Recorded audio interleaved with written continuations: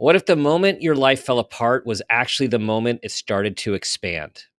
In today's conversation, Jennifer Pastiloff returns to remind us that transformation can often be messy and healing often shows up wearing the mask of chaos. We talk shame, sobriety, synchronicity, grief, and what it really means to give yourself permission to live your life fully. Enjoy the show.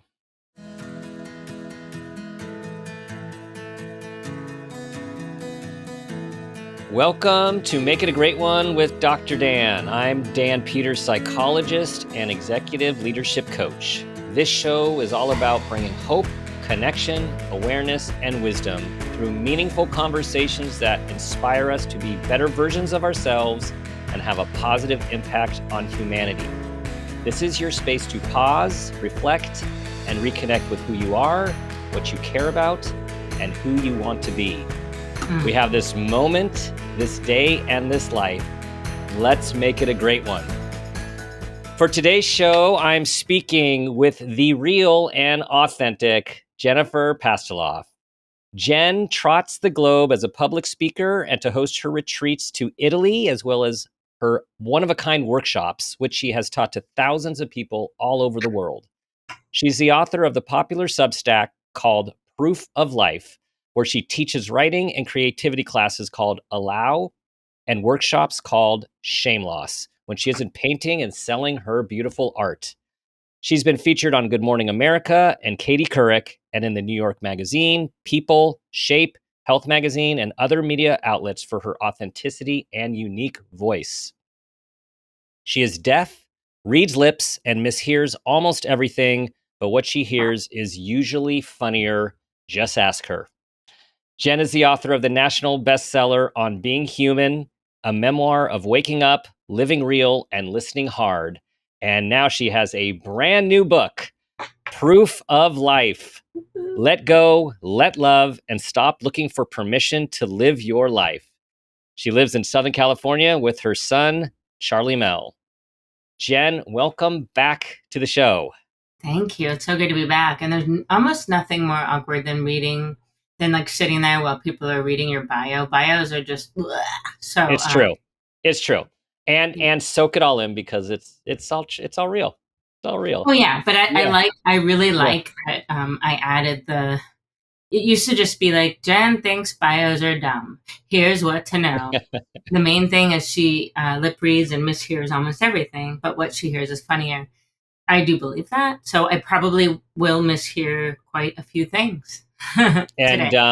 And it's all good. It's and I'll let you know if it's a sharp diversion, I'll let you know. My last experience. Unless it's funnier, then we can just leave it. But yeah, we'll leave it. We'll leave it. It's been 3 years. It's been just about 3 years. Time about a is month weird. shy. We were talking about On Being Human about 3 years ago, and at the time, one of the themes was that you were living and being human out loud. And 3 years later, that has continued and perhaps accelerated.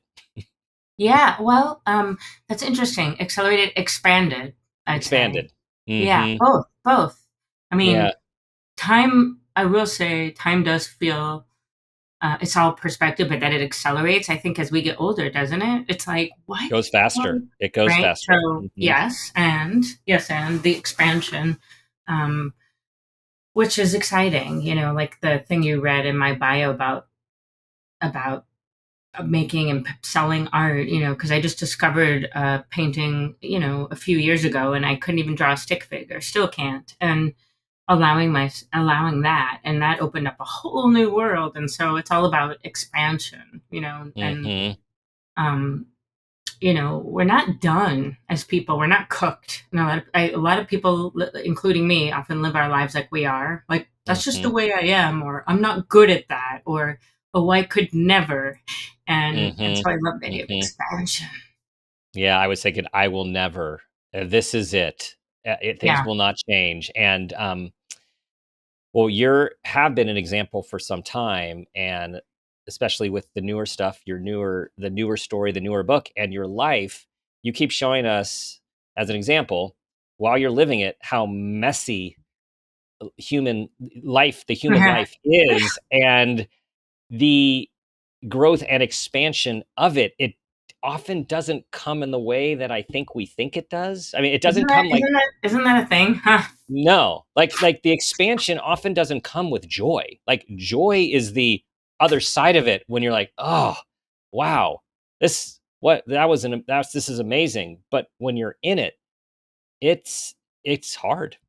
Well, it's funny. I feel like I have to now read this part. It's from the introduction, which is called "Do It Before You Run Out of Light," Hmm. because it feels way too fitting already. So, um, there's an expression mistakenly attributed to John Lennon. Life is what happens when you're busy making other plans. Alan Saunders is actually the author of that quote. Life happened while I was busy trying to write this book. Except it didn't just happen. It didn't even blow up. My whole life blew up, I'd say, like it was some passive thing that I had no choice in. I blew it up. And despite what I initially believed and what some other people told me, I neither wrecked nor destroyed my life. I expanded it. I've got to tell you, it can feel like the same thing, right? It can Drop feel it. like the same. Isn't Yeah. that, I mean, that came to me at like the 11th hour, right before I turned it in, when it dawned on me, holy moly, it does. I almost cursed that. It does. It feels like it can feel like the same thing when you're in it, but if we have trust. But it's Hmm. like, oh, I wrecked everything, I destroyed it. But in hindsight, I go, oh, wow, no, I expanded it. Yes. And I was wondering, you were writing this book before you, right, did all that, right? Or was it like, or was it like at the same It time? was Like concurrent, it was and it, concurrent. and it took me quote unquote longer, although I will say that is the ITG, which is something I made up. Well, I didn't make up the idea. I made up the acronym, the imaginary time gods. I think a lot of us Hmm. live by that, right? And so, like, even me saying it took a long time or later, like, well, according to who, according to what, but concurrently, Hmm. as I was doing things that scared me and that I thought would be impossible, one being change, because I thought change equaled death. I was writing this book, but truth was I wasn't. I kept avoiding. But what I did do is I kept painting and painting. So I actually painted my way into the book. Hmm. How did you do that? That's a great question. So I kept avoiding, and then I started to panic. And I asked a question that I had asked before, when I was having a nervous breakdown when I was waitressing, after I had like dropped out of school and I thought I was going to be a poet in academia. And one day I woke up after like a decade of waitressing at the same joint and I was like, oh, what have I done? And much later, when I was writing an essay about it, I realized, oh, I have done love. Because like at the end of it, none of that bullshit matters, how much money we had or what our job was. But I caught myself after I sold the book a year later, I hadn't done a thing. I hadn't written it. I hadn't even started it. And I had that same kind of panic attack, like, what have I done? What have I done? And I looked around and I thought, again, I've done love. And I saw all this art I made and I had all these other examples. But the way that I did it was I kept avoiding in many ways, although art became my medicine.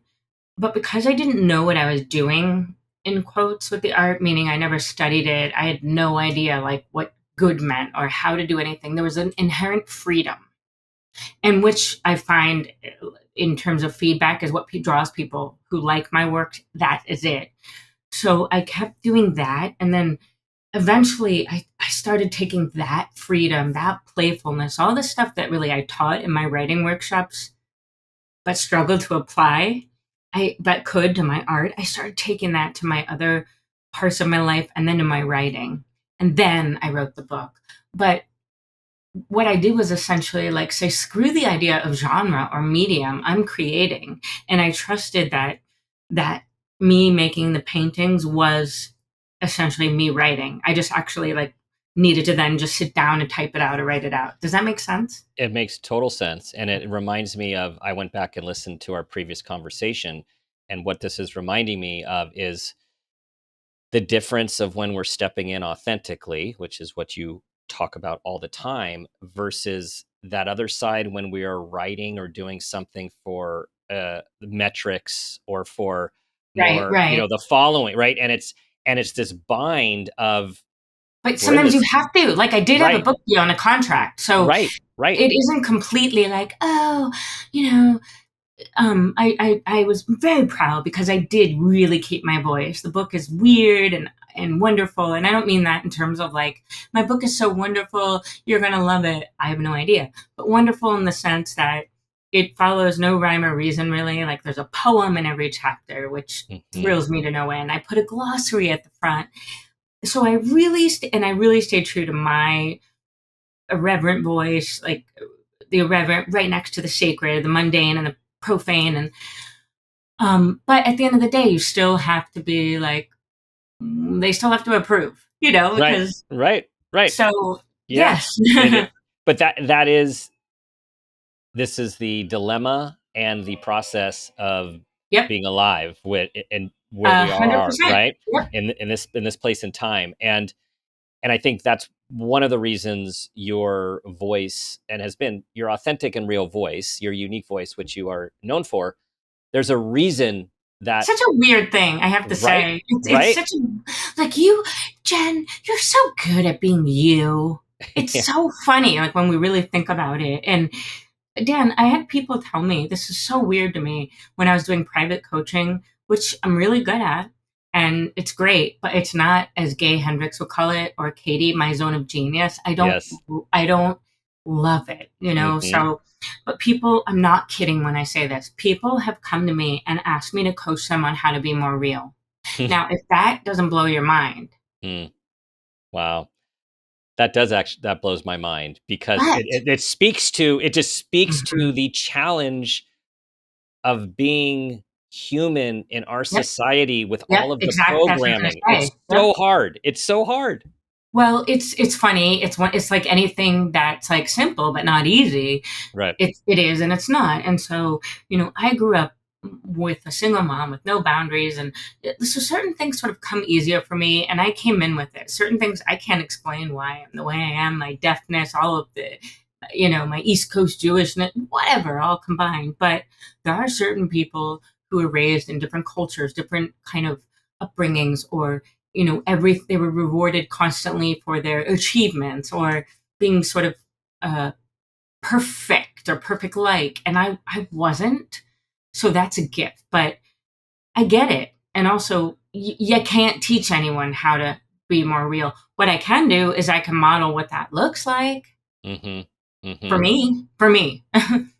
Well, that is the model, and then the words and the coaching and the book is giving people permission to take risks and explore who they are and act on who they are and eat that cake, do all of try these things, and just if we can start by recognizing that we have been programmed. Like, we have Hmm. been programmed, and again, this is not in an AI computer way or data way, people. This is like, you cannot go into our cultures, go into a classroom, spend all those years in school where someone is telling you how well you're doing by Right, grades, when you're right, looking at other people, what they have, what you don't have, how tall you are, how short you are, how fast you are, who slow you right. are. You can't, and now we have all the social media, you can't not get out of this thing thinking like, where is the real me? Like, what is the Yeah, real no, you're me? right. You're right. You're right. And it's it is, and it looks different for everyone. And that's why in the book I talk about, I call them daily practices. And then I was like, stop lying, Jen, daily-ish. Because I'm Hmm. like the Hmm. most unorganized, sort of like inconsistent person. But that's why we have to find, I call it the school of whatever works. But the caveat is you're not intentionally hurting yourself or anyone else. Whatever works for you. And it's going to be different for all of us, but that keeps you in alignment with being who you say you are. Hmm. And those Hmm. are intentional words. People have been like, don't you mean with being who you are? I said, no, who you say you are, because we get to say. We get to say. Hmm. And then it's like, well, what helps me? Well, I'll tell you one thing that doesn't help me is scrolling on my phone and going on rabbit holes and comparing myself. okay, then I try to sleep with my phone in the other room so it's not the last thing in the first, little things or big things that just help us stay in Mhm, alignment, that support mhm. us. And it's that honesty. Um, I think of something you just said made me think of Martha Beck's work and being and it aligned in our integrity and Yeah. being Yep. honest with ourselves and how That's the hard key. it is, right? How hard So it is hard. to be So hard. honest with ourselves. Hardest. Yeah. Hardest. And I want to speak to something you said, which is like, yeah, my book, my people will say, oh, it's like you give me permission to X, Y, or Z. And I understand that because I remember reading my beloved Lydia Yuknovich, Chronology of Water, and it felt like she gave me permission. Oh, I could do that and do that. But, like, of course, the truth is, I'm not giving anyone permission. It feels that way. But one of the subtitles for my new book is stop looking for permission to live your life. So that's a beautiful irony of what you said. And I get Mhm. how it can feel like that. Like someone could see me when I had my little apartment and just being so proud of it, and people would be like, that's so brave, which, by the way, I roll my eyes at, because that I don't think that's brave. That's like someone like posting themselves in a bikini and people going, you're so brave. But I understand how it feels that way. Like, oh, well, if they could do it, maybe I can too. And what Mhm. I love about that is whatever works, as long Right. as you don't solely rely on that external stuff, right? Mhm. Well, that's one of your main points is give yourself permission, go Yeah, within, and basically, in so many words, like screw everyone and screw like what we're supposed to do. Like, do you, as long as you're not hurting yourself, like try to get in alignment with what calls totally. you. And I fail at that like a lot, Dr. Dan. I hurt myself. I mean, forget hurting other people. I mean, I'm sure I do, but I have whatever. But myself, I mean, I didn't care. Like that doesn't count. I hurt myself at, Hmm. Hmm. until I stopped. I mean, I'm 7 months sober. On Sunday I was. And so Congratulations! I had thank heard the you. six months. That's incredible. Thank Yeah, you. I'm more yeah. proud of it than anything. And that really, it really occurred to me. I just didn't give a shit about hurting myself. And that's a tough pill to swallow and to admit, and that it still occurs a lot, and that I still catch myself waiting for someone to give me permission, like Hmm. actually wait, what am I waiting for, Right, right. or approval. And yeah, and I've also heard you talk about, and so many of us experience this, that feeling of fraud, that fraudulent feeling, like here I am talking about Oh this yeah. and saying this and being in alignment with this, and here I am over here doing this, this, and this. And yeah, that's true. And I'm also wondering how overly like true, but also how overly critical have you been to yourself? I mean, we have the inner Yeah. asshole, of course, which I know is can be turned up quite high. Yeah. I mean, I'm definitely getting better at that, meaning at like feeling like a fraud. Um, because I catch myself a lot. And I think that's really important. When we have a sort of awareness, we can catch ourselves and go, wait a minute, hold up, Um, I don't necessarily feel like a fraud when I'm being human. And I love that I'm able to be that way. Like, no, I'm human. Where I felt like a fraud, like some specific examples are a few years ago when my marriage first ended and I fell back into really bad habits and eating disorder stuff. And I was sort of pretending like I was aware. I'm always aware, so that's a problem. Like being self-aware is overrated. Being aware is like doesn't mean anything if you're not doing anything about it. But I Hmm. was like, no, no, I'm just stressed out, so I'm not hung. I'm losing weight because I'm stressed out. But actually, it was intentional. You know what I mean? And so um, there, I feel like a fraud. It's when I'm not being honest with myself. That's the thing. Okay. Okay. And it's not that I feel I owe everyone, like because I'm a quote unquote public figure, that I have to announce everything to everyone. I do commit to not hiding in shame. Hmm. But even though I knew on some level I was lying to myself in a lot of ways, I knew I was going down um, a slippery slope, and it was an old synapse. Like, I can't control anything around me. I can control this. Hmm. And I reverted back to like the worst of the worst of dark times of when I was abusing myself. And in the book, though, I do say one thing, which is now, though, when I look at it, I go, no, no, I didn't revert back. All steps I took, whether they were quote unquote back or forward or sideways, led me to right here. So Hmm. there were no Right. reverting back, you know? Right. Well, so that brings me to the title of your recent TED Talk, which your son Yeah. gave to you when you needed it. And this concept is profound and speaks exactly to what you're saying. Yep. Nothing you do is wrong. So let's Yep. just pause, people. Nothing you do is wrong. So take that apart for us. Yeah. And I feel like it doesn't need to be said, but I know there's always a contrarian or two. And it's like, now, obviously, unless you're intentionally hurting yourself or anyone else. But barring that, um, and it goes back to what I was saying before about, oh, I would hurt myself. That didn't matter. Like, and I realized when my son said that to me, apropos of nothing, he was 8. And it was like the one thing I needed to hear. It was bananas. He came up to me like a little Buddha and looked me in the eye and just said, Mommy, out of the blue, nothing you do is wrong. And I looked around, like I was like being punked. And but the epiphany I had as I was writing the TED Talk, which was like a couple of days later, because that's who I am, procrastinator from hell, was that that's what I've been waiting for my whole life, for someone to say to me. Because, I thought I murdered my father. I thought it was my fault. He told me I was being bad. I said, I hate you. He dropped dead. I never dealt with it. I was 8. I walked around every day of my life with, I am bad. Uh, I have been waiting my whole life, and I have been waiting for someone also to make me stop harming myself, to make me stop hating myself, to make me stop drinking. Do you know it all coincided with him turning 8, which was how old I was when my dad died? I Right. couldn't have predicted that, like in 1 million years.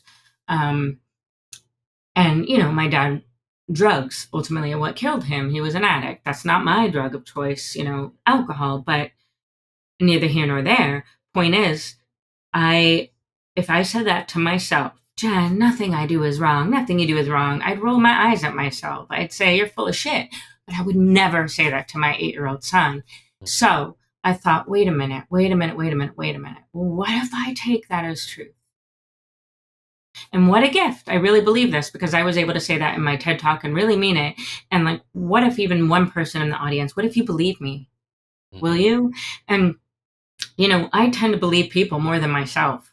I'm getting better at it, right? But like trusting. Hmm. So it was such a beautiful gift. And because there's such an innocence with a child, Hmm. um, it's like when, those exercises where it's like, think of your younger child, your younger self, or, Right. you Reparenting wouldn't be mean to yourself. Right. her or him. Right. And yeah, Right.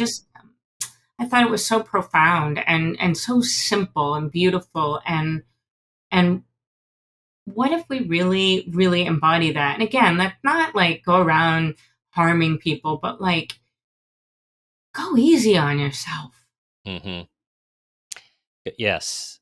And the power and the profoundness of, I mean, not a coincidence also that Of your the what? Of the son what? of your son being 8 Right. and Oh, you being that age that those memories were etched in your psyche, core, soul in a very deep way. And then now the adult looks at the child, your child, but also 8-year-old you, and says, oh my God, that's just an innocent child. Like there how is no intention. There is not like that.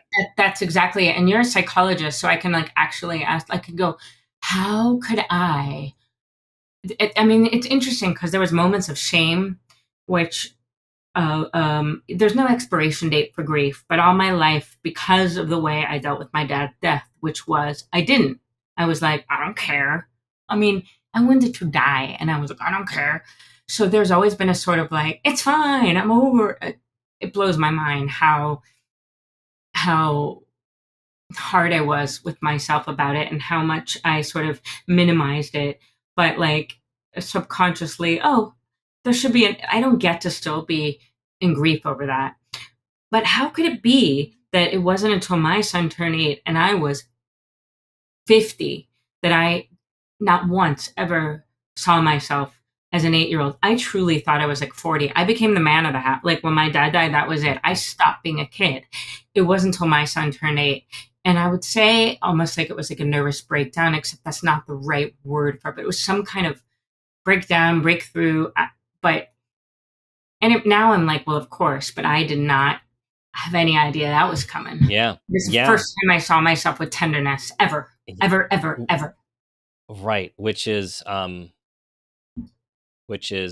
both a gift and also the sadness and grief of looking back Sure, of, right? Like, sure. gosh, why couldn't I see myself that way earlier? And I do have to tell you, this experience is not uncommon because it's when our children turn a certain age that I something mean, happened to yeah. us. It's like it opens like a whole new doorway, um, that has the impact that you And have I felt. think because my whole life until July will be 3 years where I was able to emote. And, the way I talk about it is like it's like emotional constipation, and I would have given anything, and I just couldn't. The only time I could cry is if I'd watch like This Is Us or Terms of Huh, Endearment or something. yeah, But yeah. for my own self, so even though I knew that, I'd imagine like, oh yeah, when I had a child, which I didn't think I would have, and then he'd turn a certain age.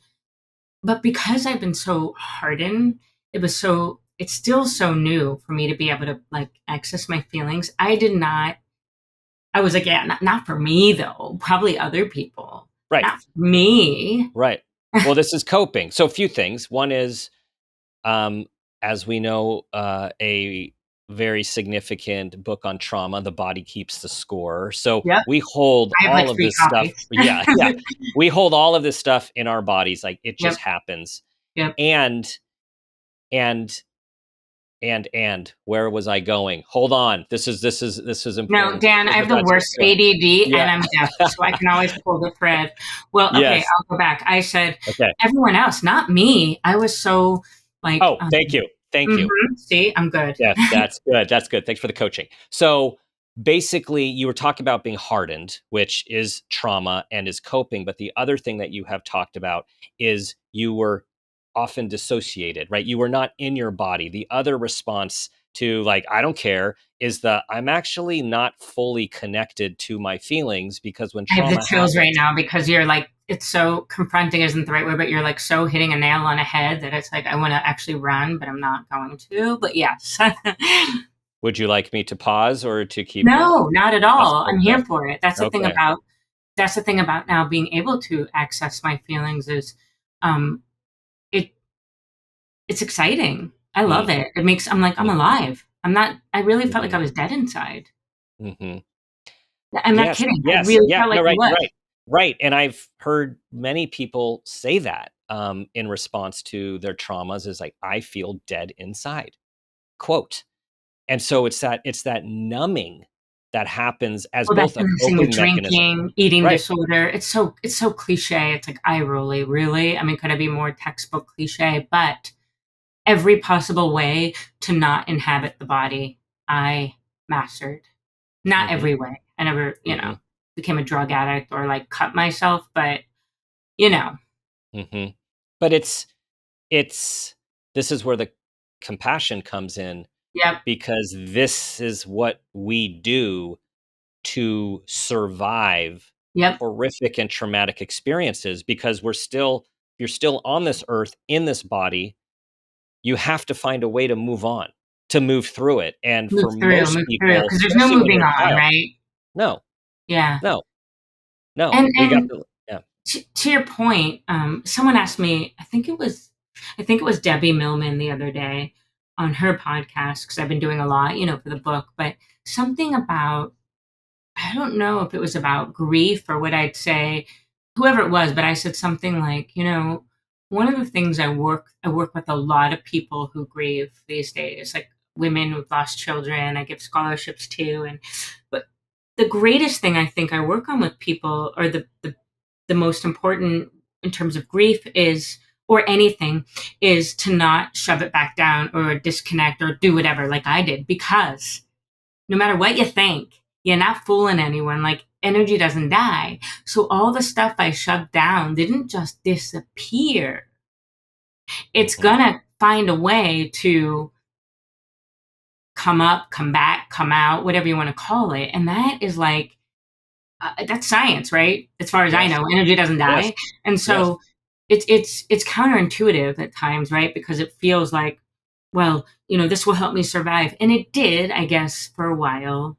It did work until it didn't anymore. Right. It does until it doesn't. And that's when Exactly. compartmentalizing is a coping skill. Sure. And compartmentalizing to the extreme becomes denial and repression and all of that stuff.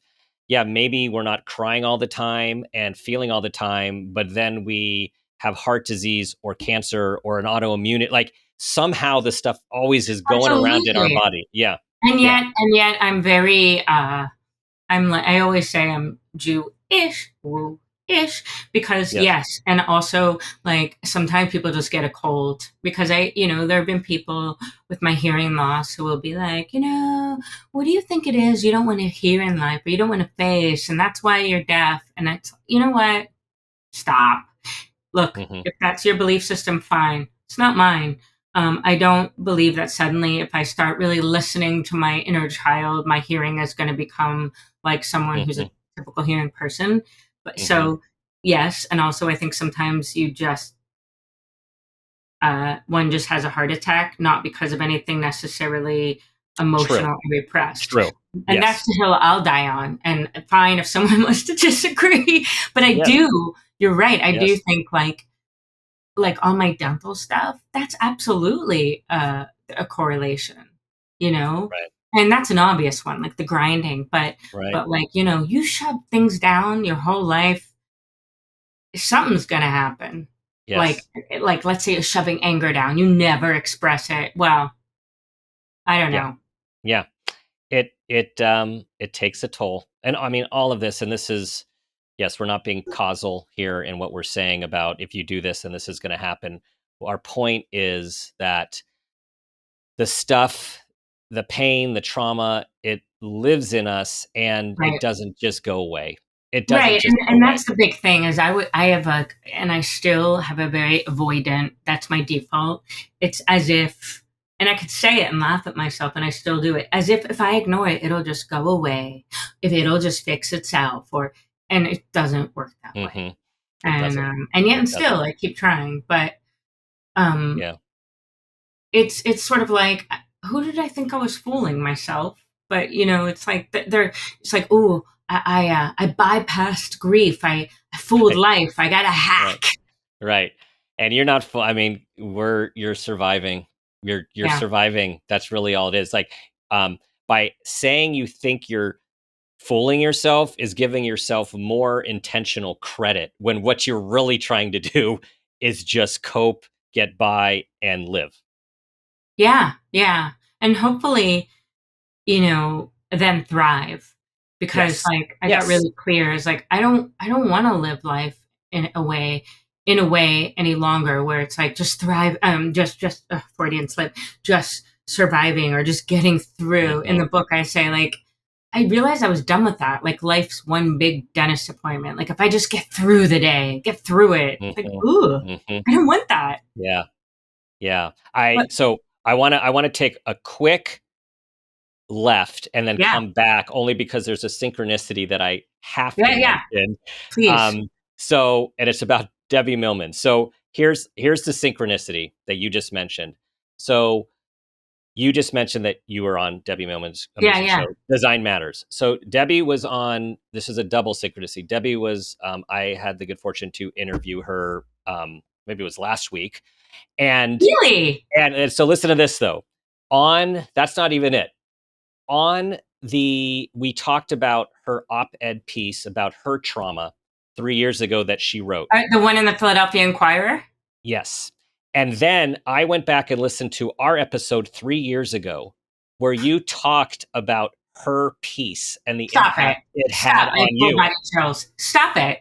Yeah, that Stop all happened in the last, like, yeah. Okay, so she just texted me actually because she was like, "I need a headshot for your podcast." So I can't wait to tell her this because I I live for, like, I have full body chills. I live for stuff like what you just shared, and it's everywhere. For anyone listening, synchronicity. Mhm, If we stay open, which is the key to everything, not being open but remaining open, it's mhm, everywhere, mhm. and it's Yes. magic. It's so wonderful. I love that. Yeah, and that is, yeah, so this is where we needed to go, Yeah, I because love it. it is staying open to possibility and this idea that coincidences aren't just coincidences. And I think that was Right. that book, The Celestine Prophecy, 25, 30. I don't know if you read it years ago. And it was about this whole thing about if we No, but all my are paying mom always attention. tried to get me to, like, Oh, however, I mean, I think it was more than 25 years ago, yeah. actually, 'cause Okay. I feel like I was younger. And my Yeah. mom was like, "It's about a paradigm shift." And I was like, "What's a paradigm?" I feel like it was like at least 30 years ago, but I Yes. never read it, but I Yes, know. I'm a little older than you, so yeah, I guess I'm dating right now, so it probably was like probably 35 years ago or something. So yeah, you were actually wondering what paradigm was. So, but you are making the point. So everyone, Celestine Prophecy, a great classic. Um, so say more, like being open and Yeah, looking around and yeah, how we yeah. see that things are connected. Yes. So I think that no, I know that staying open is again not always easy, especially if we've been rejected or we're out of alignment for whatever reason, we're sick or tired or my back is thrown out, etc. It's easier to I mean, not easier. It can be easy to shut down instead of staying open, especially if you've been rejected or nothing seems to be quote unquote coming from being open. Oh, like what's the point? I've been open and I haven't met anyone, or right. But so staying open is the key. But what I love about it is where I want to live now is the land of possibility, and I believe anyone can live there. And my default is not that place. My default is the land of lack, the land of like the shoe's gonna drop the other one because the other one I already did, Hmm. and the land of possibility, the world of possibility is like, wait, if you stay open, you start to notice the stuff everywhere. Then you go, well, what else is possible? And and um and how much magic there is. And I know I sound so kind of maybe nutty right now, but that whole thing of like, the universe is conspiring in your favor. Well, it's Hmm. like, what if instead of deciding beforehand how things don't work out, which is a tendency I have, or how shitty it's going to be, how hard it's going to be, we don't do that. And you just, and this was a real paradigm shift, expect to be delighted. As someone who expected to be disappointed, and that is my default, expect to be delighted was like, excuse me. Hmm. But if we expect to be delighted, it's like, wait a minute, what if I don't decide beforehand that things aren't going to work out or that it's going to be so hard? Hmm. What can I discover? What's possible? And if we stay open, all this magic starts to show up, and then more and more, and it becomes more for lack of a better word, natural. More like, there it Hmm. is. Okay. Hmm. Possibility. I Possibility. I so agree with you, and I think what we are both thinking about and talking about is how we can conspire with the universe by staying open Yep. to possibility as opposed to shutting things down with our lack and fearful thinking, which is very human and very familiar to And most it's of us, familiar unconscious a to lot of the me. Yeah, times. right, right. It's not even like, oh, I don't, I don't even tend to use words like negative and positive, and sometimes just because it's like hard, it's hard to come up with something else, but they're so binary. But it's not even like necessarily. Well, I'm not thinking negatively, but it's more like just deciding beforehand that it ain't gonna work or how hard it's gonna be. I think those are the big ones. Um, oh, I already know how it's gonna go. Whoa, Hmm. you do? Well, what's Hmm. your crystal ball say for me? I mean, my gosh, wow. And Right. so it's like really allowing room and space for the magic. And I mean that Yes. in whatever way you want to translate magic. Right. Truly. Right. Right. It also What's makes possible? what's possible. It makes me think of Alison Carmen's work, The Gift of Maybe, which we've talked about The on the gift of show. what? The Maybe? Gift of Maybe, Oh, I because don't you're know it. talk Okay. so the gift of maybe is also another way of what you were talking about, like, I how do love you that. know? Love it. How do you know? So, like, maybe it's all gonna work out better. I Maybe love something's that. gonna happen because our programming is usually the, "Oh my gosh, this is gonna be awful, something bad's gonna happen," especially those of us who lean more towards the fear, worry, and anxiety, and so Mhm. it's being open to possibilities, like, there's Yes. just as much possibility Yep. or Yep. that something good could happen. And then let's take that, let's unpack that a little more if we will, if we can. Then how about this, Dr. Dan? What if we start to decide, I get to define what good even is. I'm so tired of like Mm, good, bad, perfect. It's like, mhm, well, who's the arbiter of that? And we get to decide what delights us, but the idea of good, like when it comes to art, and that's what thing what really allowed for this freedom with my painting. I didn't know what I was doing, so there was no inner asshole. There was no editor on board with me because I didn't know. And I hmm, was like, whoa, this allows for so much magic, right? So yeah, it's just like it's about not deciding. It's that quote that I live by. I probably mentioned it in our last one. Maybe Mark Twain, no one really knows. It's not what you don't know that gets you in trouble. It's what you think you know for sure that just ain't so. mhm, And I'll mhm. die on that hill. It is, I mean, there's a lot of hills I'm dying on apparently, but that one, Yeah. that You one know, is something beautiful. yeah, it is beautiful. Um, Something else I'm thinking about that you talk about, write about, and I really resonated with is the idea of hiding Mm, and how for lots of different reasons we hide. Like, we yeah. hide from who we are, we hide from others, we hide from expectation. And in my transition with the new podcast and my transition to go towards executive leadership coaching in a like formal uh, way, I And when you say that, you mean away from private practice? Is that what you well mean? away from the identity as psychologist, Got it. Yeah. and all of the stuff I've been doing for so long into stepping out in a more open way into the I, executive coaching space. I just hung up for an hour, I was driving. So talking to my friend Mimi Feldman about, from my first book, The Just a Box, about like, I'm just a psychologist, I'm just a mom. And Yep. like, it's such bullshit. And so the more Yes. we can go, well, I am the box. And again, that expansiveness. So I love what you're talking about right now because it's synchronicity. I just hung up talking about this. It's Mm, like, sure, you're a psychologist and, right? right. Right.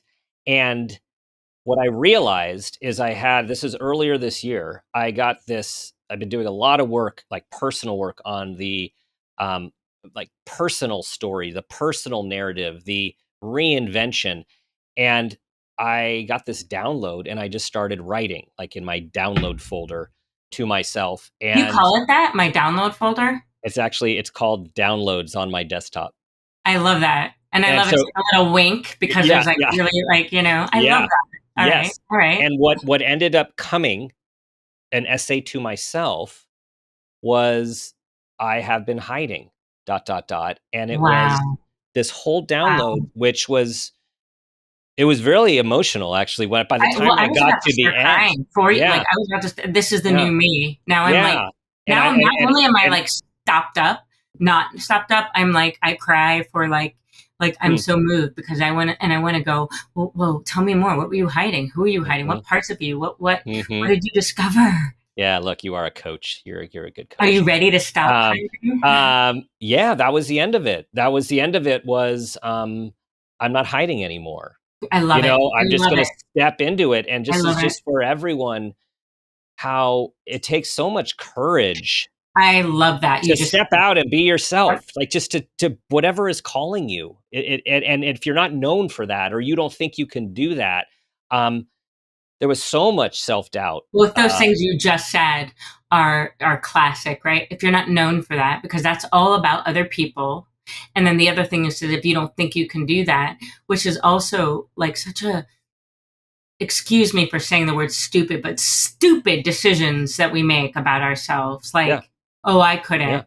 But both of those things are hard to put down and stop come out of hiding from. So what a beautiful epiphany and commitment you made and had.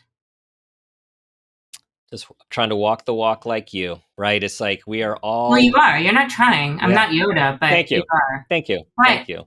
also, it's you know what I was thinking when you were talking? I was saying how beautiful. I was thinking how beautiful and inspiring it is, and that's really what proof of life is about. So I love that you just brought that up. It's that introduction I said before you run out of light.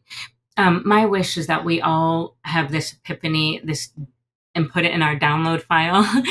And I do believe that not everyone does. And Wayne Dyer would say, "Don't die with your music still inside of you." And Hmm. Mary Oliver, I quote her poem all the time. When death comes, the last line is, "I don't want to simply having end up having been a visitor in the world." And what you're talking about is the opposite of that.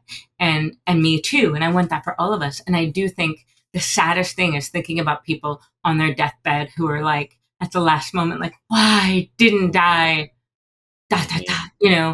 Totally. Um, and so like whatever it is, whatever ways you've been hiding or you don't even realize yet, Hmm. what a beautiful thing to finally be like, I'm done.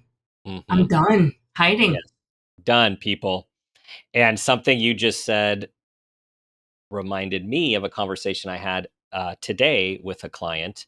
We're talking about death and dying, and where his first phase of life, he was, in hindsight, engaging in behaviors that would have ended him very high risk stuff that would ended.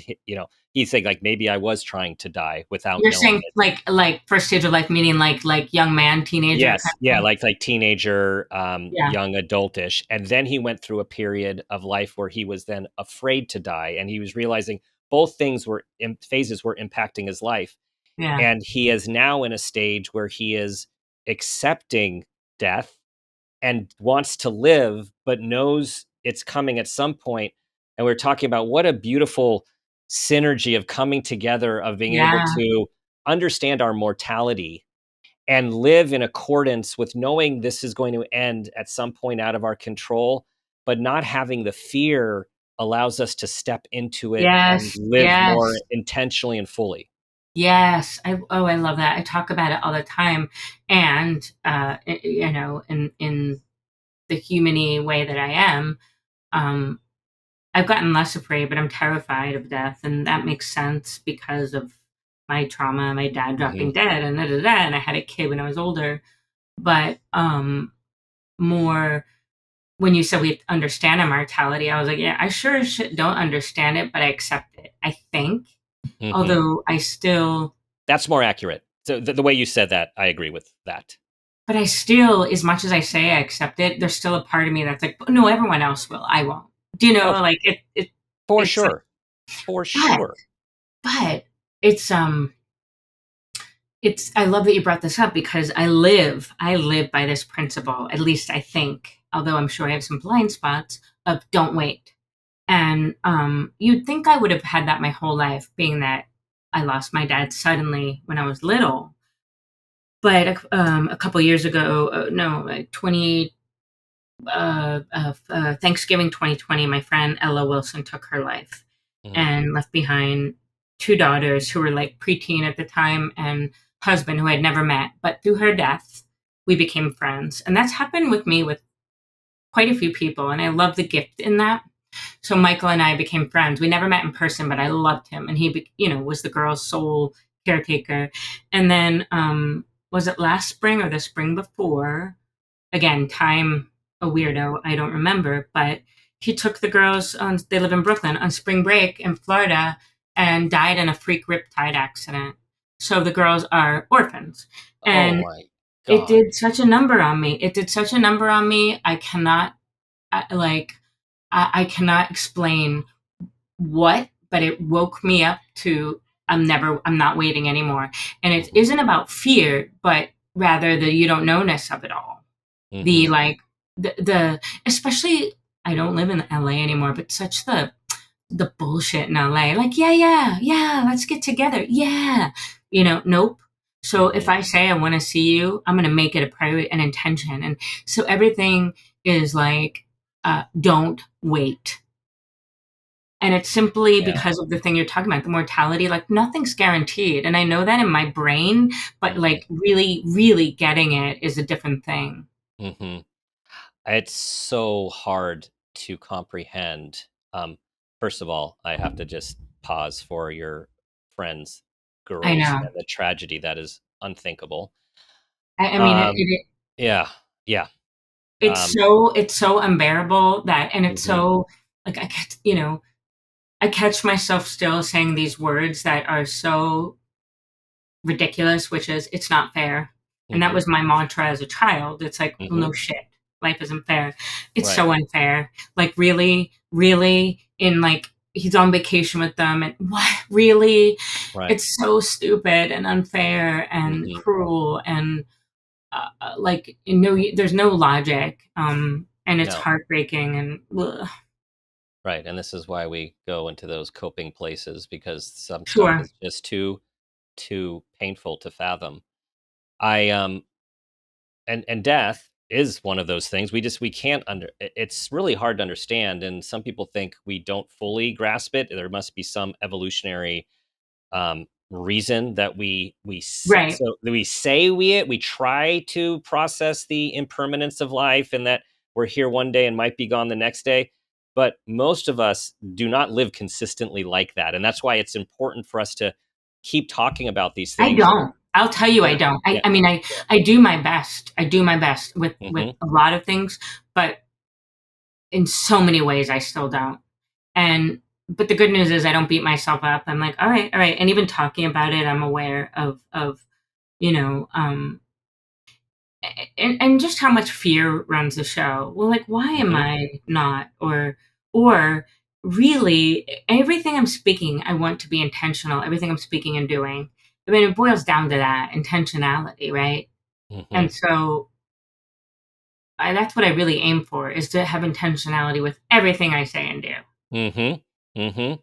And for most things, we do get do-overs.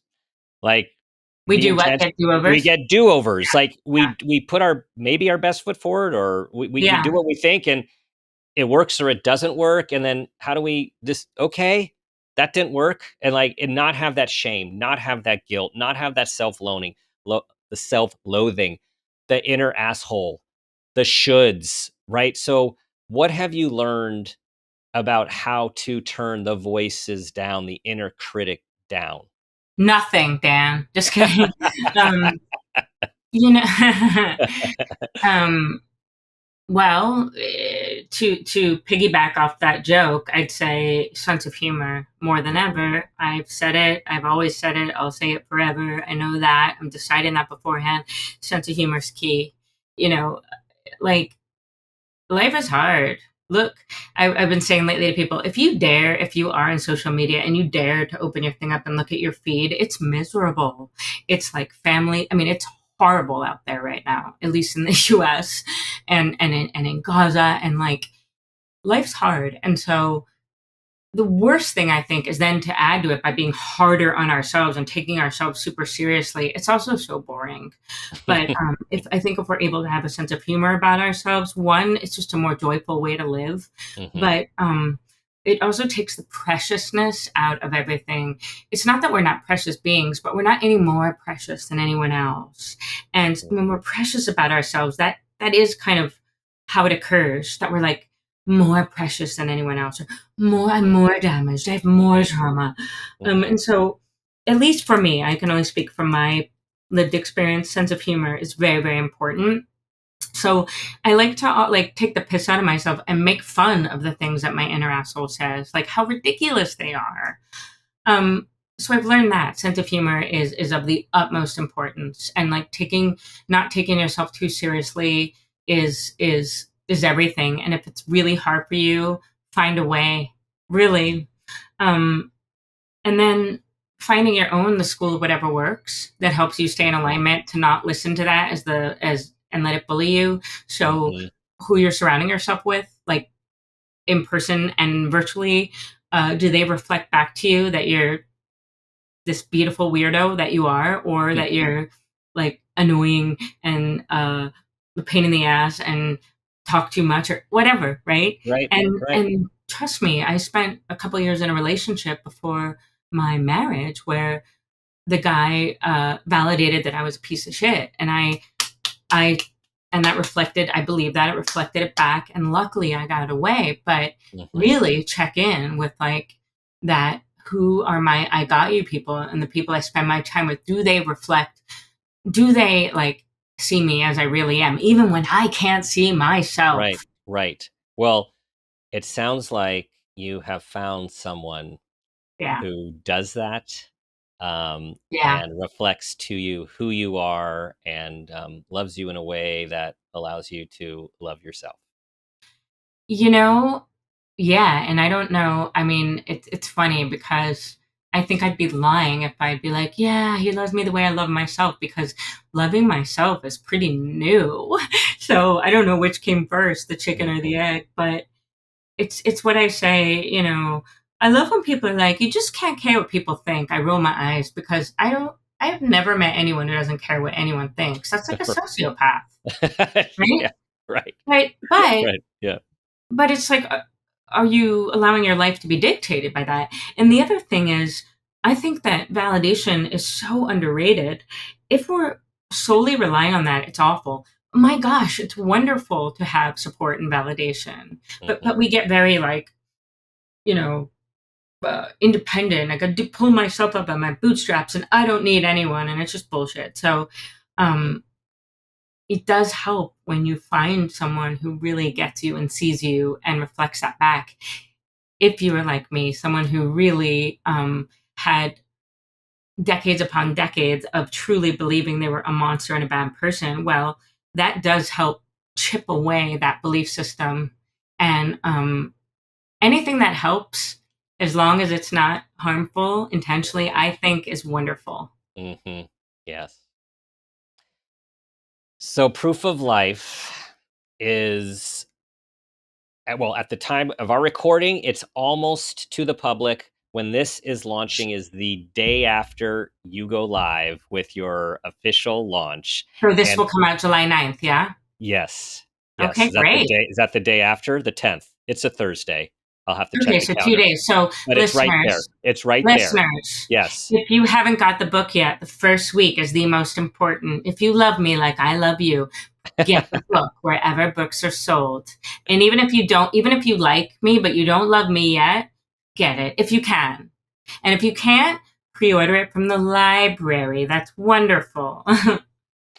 Get the book. Get the book. And as we wind down here, I guess my last question for you is we go into writing projects with an idea, and then they take on a life of their own, and Yep. then there is the thing that comes out at the end. And I'm wondering, is there something that happened or the result that you did not expect from this book and what it is now?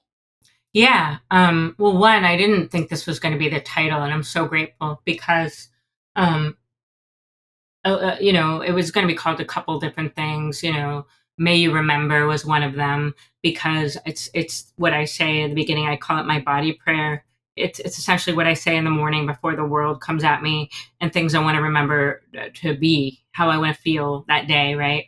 May I remember not to be an asshole to myself today. May I remember to breathe. And it's what I know, but I've forgotten usually. Then it was also going to be called You Get to Have This, and this meaning I never thought I got to be happy, or whatever it is for you, whatever your inner asshole is like, Dr. Dan, you don't get to have Mhm. expansion or joy, whatever, right? Mhm. But proof of life, I love it because it's definitely it feels more poetic and less sort of like, this is a self help book, friends, um, because you're screwed up and you need a self help book. Um, proof of life really is the idea of how many of us walk around feeling like we have to show for something to show that we matter. Look what I did. Look what I made. Look at my followers. Look how much money I have. Look how I'm relevant. See. And that's so utterly false. We are our own proof of life. Mhm. And I need that reminder every day. And so I just love that that is what I landed on as the title, because truer words never spoken, right? Or whatever Mhm. the expression is. Yes. Um, and also, I mean, there's some really beautiful things like I'm with the same publisher and editor as my first book, which is such a gift. And they get, first look. And so when I first submitted a book proposal, they rejected it. And I got very, very depressed and I felt like a loser and I hated myself. But the gift in that was that I started writing poetry again, which was my first love, which is what I thought I was going to do with my life when I was at NYU and whatever. And I didn't think I got to write poems.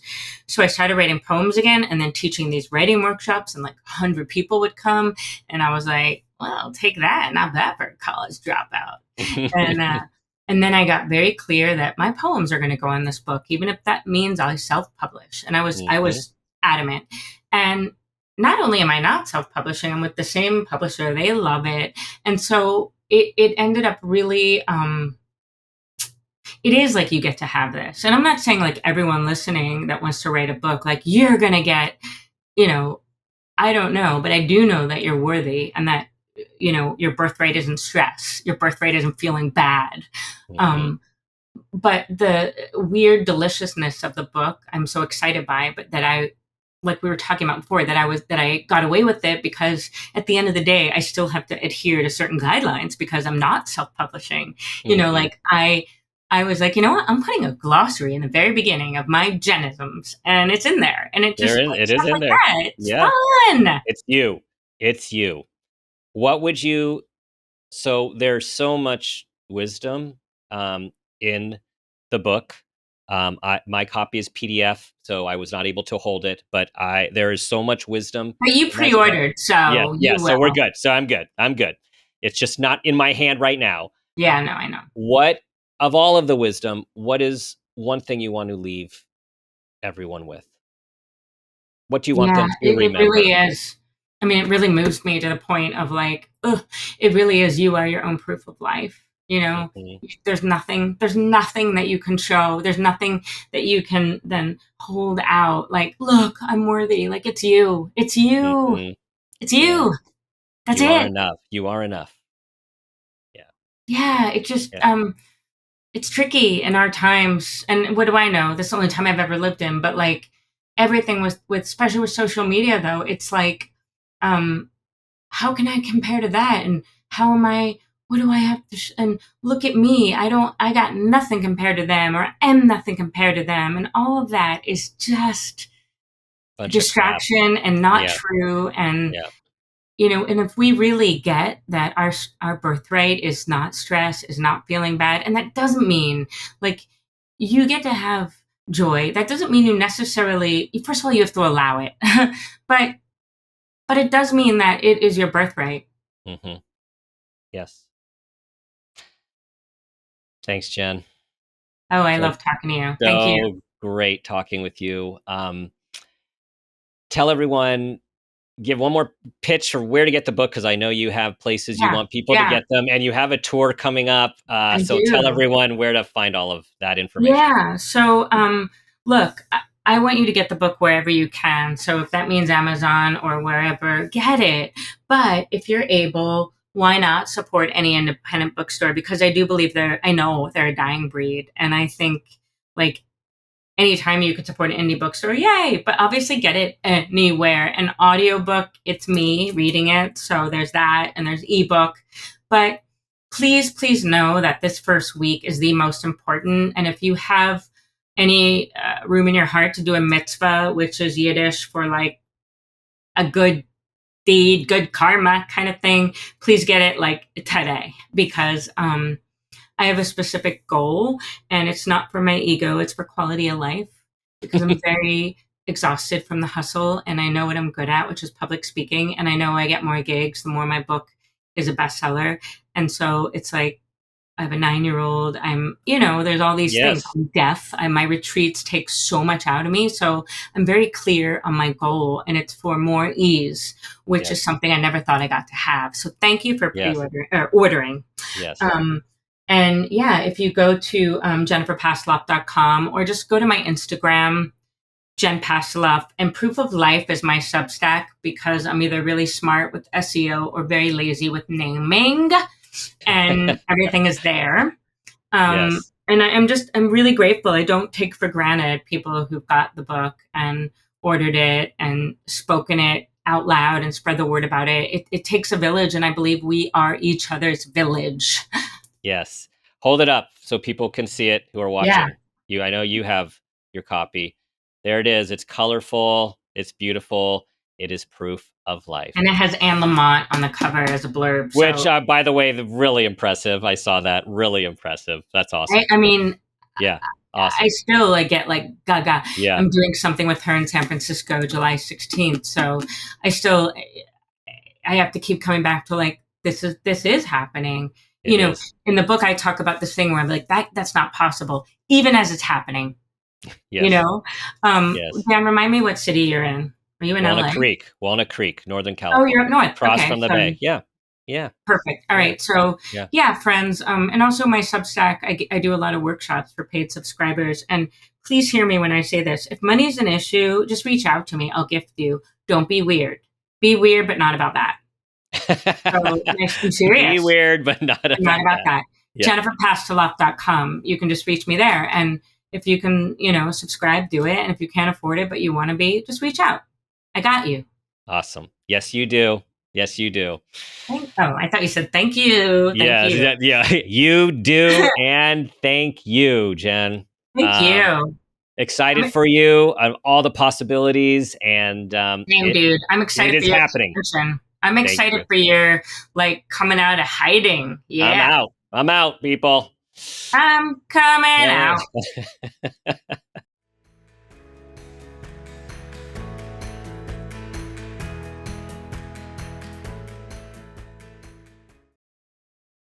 I always enjoy talking to Jen. She brings her full self, her full authentic self to every conversation and drops wisdom in real time for us all to ponder and to be inspired by, for us to grow, to expand, and to tolerate the messiness of life. Here are 5 key takeaways. Number 1, you are your own proof of life. Worthiness isn't something we earn by achievement or perfection. You're already enough. Number 2, give yourself permission. Stop waiting for someone else to validate your choices. Live your life now. Number 3, expansion can feel like destruction. Growth isn't always graceful. Sometimes it looks like everything is falling apart until you realize it's falling into place. Number 4, stay open to possibility. Magic is real, and it often lives on the other side of discomfort. Expect to be delighted on the other side. Number 5, don't wait. Mortality is a given.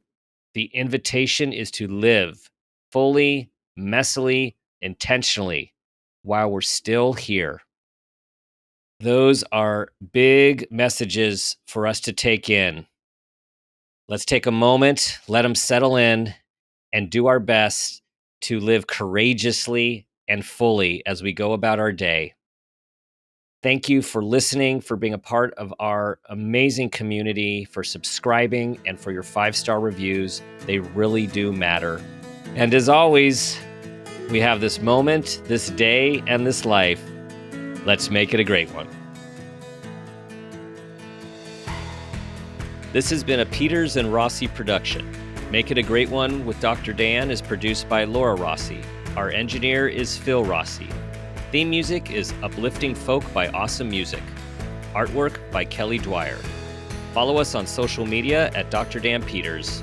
For more information, visit drdanpeters.com.